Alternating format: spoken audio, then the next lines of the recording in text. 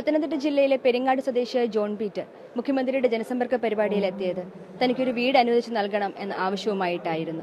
ഇതിന്റെ വിശദാംശങ്ങളെക്കുറിച്ച് John Peter തന്നെ നമ്മോട് സംസാരിക്കുന്നു. എനിക്ക് പിന്നെ എൻ്റെ വീട് വേണമെന്ന് മന്ത്രിയോട് പറഞ്ഞ് അത് ഒന്നിച്ച് തരാമെന്ന് പറഞ്ഞിട്ടുണ്ട്. പിന്നെ എനിക്ക് പിന്നെ പഠിക്കാൻ ആഗ്രഹമുണ്ട്, അത് കൂട്ടർ വണ്ടി തരാമെന്ന് പറഞ്ഞ്. എൻ്റെ ചേട്ടൻ ഒരു 2006 മരിച്ചത്. ആ മരിച്ചുകൂടി അച്ഛനൊരു മാനസിക രോഗിയായിട്ട് വീട്ടിൽ ഇരിപ്പം, ജോലിക്കൊന്നും പോകുന്നില്ല.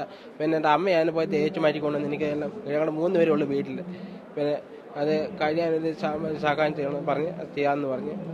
ചേട്ടൻ്റെ മോൻ പഠിക്കാനുള്ള സഹായം പിന്നെ ചെയ്യാമെന്ന് പറഞ്ഞ്. ഞങ്ങളുടെ അച്ഛൻ്റെ പേർക്ക് 10 സെൻറ്റ് സ്ഥലം മാത്രമേ ഉള്ളൂ. ഒരു കുന്നിൻ്റെ പുറത്ത് അന്നേ പേരെ ഇരിക്കും.